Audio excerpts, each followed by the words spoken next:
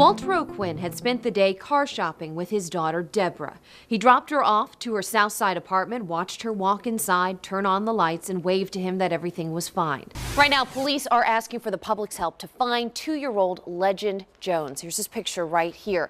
Now, JSO says that a family friend picked him up from a West Side daycare on Wednesday afternoon. All the way out here into 3rd Street. It actually is on the other side of this barrier as well. And it goes up towards, it looks like 4th and maybe 5th Street. And we are getting some very heavy rain here as these vans come through. One of Jacksonville's most high-profile court cases of 2018 is set to begin on Monday. 1,500 juror summons have gone out.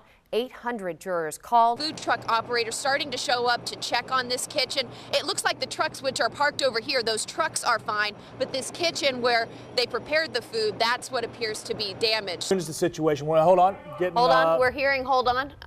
We've got a producer coming this way. Carla, 21 months. Carla Wiley received 21 months is the information that we're hearing right now. It is also videos like this one taken by homeowners, whether it be from cell phones or surveillance cameras, that play a big role in helping the National Weather Service determine whether it was winds or tornado. Some employees were headed into work at a local law office when they noticed something around the side of the building. It was the body of Jason Pelishek, brutally murdered just a block away from the police memorial building. So this is video that one of our viewers shot yesterday near Ortega Hills. It shows parents handing off their kids climbing between train cars. They're doing this because CSX trains are blocking the only intersections they can use to go to or from their neighborhoods. They got a first wave of patients from the initial shooting. Then they had a bit of a lull while negotiators spoke with Mateen. Vehicle fire right there. This all happened before around 5:50 this morning. Right here is that semi that you were looking at, and right here, when you look closely, you can see a person on the ground and 2 bystanders trying to help that person. So let's talk about the evacuations. Obviously, Florida is a peninsula, so that means when people evacuate, everybody has to travel northbound at some point to at least try and make their way out of the state or out of the way of the storm. That means everybody kind of heads towards Northeast Florida, and from there they try to decide where to go, and that can lead to really heavy congestion along our interstates. Look at that. Look at them going through here, and he was moving. I tell you what, he was flying. So that was the first wheelchair racer that we have seen so far, but we're expecting to see some more, and then we'll get some of the elite runners coming through here, probably usually around like 9:15 sometimes, 9 o'clock-ish. They'll come through here along Ocean Boulevard, but the street is decked out. It's also a relay point. This is the 4th leg of the race, and I have some friends to introduce you to. All right, Heather and Connie. All right, so you guys were out here early this morning. Yep. What made you guys want to come out here and help set up, help decorate, help be a part of this?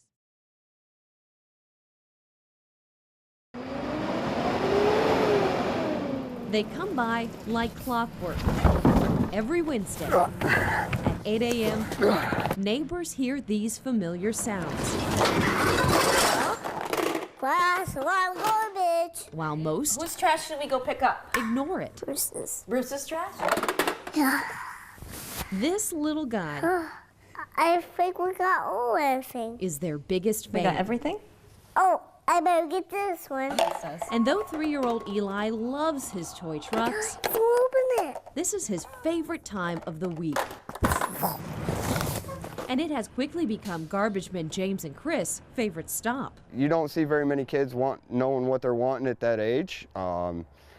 It makes me excited to see him as wanting to be a garbage man. Dressed in his matching reflective vest, That doesn't have top on it. Eli's fascination with garbage pickup began That was heavy. when he was only 1. Mine, that was heavy. And when James and Chris took over this route a few months ago, Yeah. they noticed What's he gonna do with the big box? some little feet Crush it. were always following their truck. I think it's the crushing and the dumping it in and all of the process of collecting the trash that really fascinates him. Here, this one doesn't have stuff in it. And for the men whom neighbors usually don't talk to, it warms their heart to see Eli and his family Where did dresser go? every week. It's inside it. It's inside it. When I get up in the morning on Wednesdays, I know that I've got something to look forward to when I come to work. I see little Eli and the grandparents following us around, you know, and I guess it makes me feel all warm and tingly inside. Is the easiest way to explain that. Sometimes they even let Eli You ready? give it a shot. Pull them out. Ready? Pull.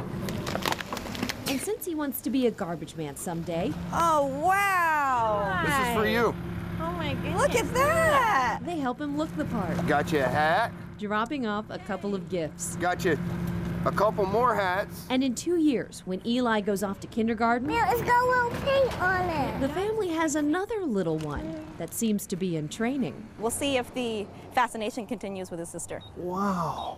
It goes to show, Look at that. sometimes friendship pops up in the most unlikely of places. You gonna be a driver when you get older, or you gonna be the one on the back? After I get older. When you get older? Yeah. Okay. Well, I'll be here when you get here. And though it started with one man's trash, Bye, big man. See you next week. it has quickly become Okay, we'll see you next week. a friendship to treasure. In St. Johns County, KatieNJeffries, Bye, garbage. First Coast News.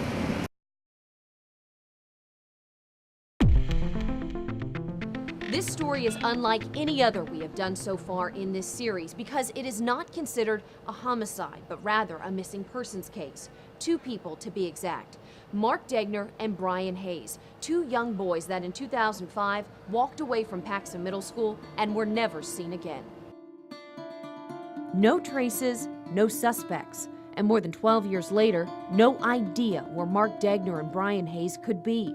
The last place they were seen was Paxton Middle School around 1:30 on February 10th, 2005. One made a disturbance so that the other one could get out of class, and the 2 boys simply walked out of the back of the school through the baseball grounds and out of the back gate. It was crazy. When they didn't come home, Mark and Brian's families called authorities and began searching, chasing down tip after tip. You can imagine, I mean, you just run from one place to the other, you know, any sighting, anything. Angie remembers running through the woods, searching through vacant houses. It was the beginning of a long journey for Mark and Brian's families that would be full of questions with no answers. Did they run away? Were they taken? Are they alive? Mark and Brian were both somewhat new to the area when they started at Paxton Middle School. Both loved animals, both looking to make friends. Brian was classified as bipolar and developmentally delayed. They were just 13 and 12 years old respectively. Now they would both be 25. These are age-progressed photos of what the boys may look like today. Brian's family says he always had a lot of freckles, especially in the summer. And for Mark, Spoke with this very southern drawl that just made you laugh anytime he opened his mouth. He was just a fun-loving kid. they know the boys left the school on their own. But were they really planning to run away? Brian's mother has her doubts. No money, no food, no nothing. I mean, if you're going to run away, you prepare something. They didn't even take their jackets with them in February. Angie wonders that after their plan to leave the school, did something or someone cross their path? I honestly believe in my heart that if Mark and Brian had the ability and the free will to let us know that they were okay, there's not a doubt in my mind that they wouldn't do so. And so, unfortunately, that means the reality sinks in that they are, in my mind, very likely held against their will. Sergeant Dan Jansen with the Jacksonville Sheriff's Office says there was never evidence collected that indicated a homicide, so they are continuing to work this as a missing persons case. Over the years, they have vetted thousands of tips. But every little bit helps on a timeline. So if we can squeeze that timeline down to just a narrow window, then that kind of helps us in revealing some of the facts of the case. But JSO says they will not stop looking, and neither will the families. At one point, there was a sighting in South Florida, and we actually traveled down to South Florida to take a look at that, but that didn't pan out. We hold on to hope, just like the family, that these 2 boys will be found one day alive in some kind of care. Aileen Hayes says she still finds herself scanning faces in crowds. Even on a trip to North Carolina, she thought maybe she spotted Brian working at a McDonald's off the interstate. And he looked so much like Brian from the back that I asked the manager to bring him to the front so I could look at him. But it wasn't him. And trying to remember, the boys are not boys anymore. It's hard to change that mindset, and that's why we continuously You know, we've had to stop calling them boys. Right. You know, they're not. They're young men. They're grown men out there now. All their families want is to see them again. My heart tells me that he's alive, but he's not able to right now come home on his own.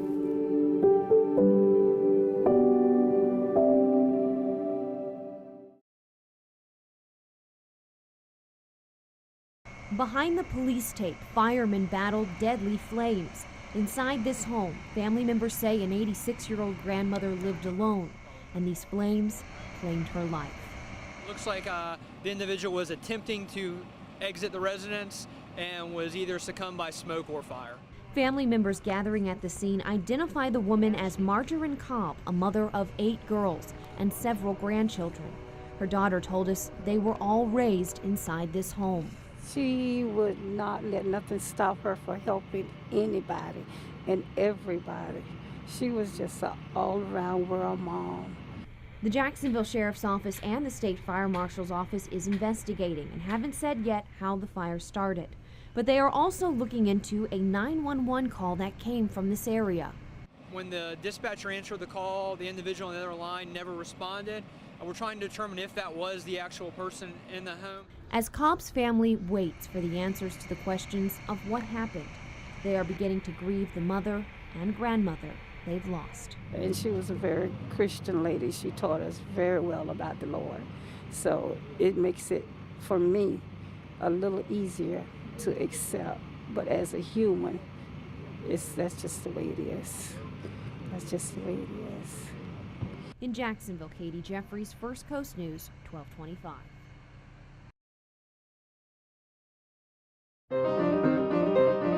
Those beautiful notes, heard around Blessed Trinity Catholic School, are not from a professional. The hands playing the ivories are from a 9-year-old, Matthew Fawn. He began playing piano at the age of 4. I practice like an hour a day. And on weekends, I practice like 3 or 4, and sometimes I practice on Sundays. His feet can't even fully reach the pedals yet, but his talent is jaw-dropping. Matthew has swept piano competitions all around Jacksonville with first-place wins. Then, his teacher entered him into a very competitive competition. And then, like, a few weeks later, they posted it online, the winners, and I was the 2nd place winner. And for the 6 through 12 group, and I could play at Carnegie Hall.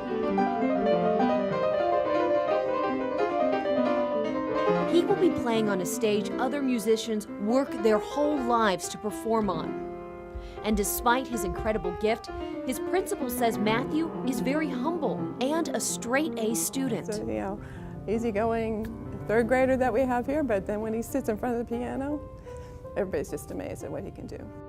Amazed by a gift of music that comes from the heart, through the hands, and echoes around the school.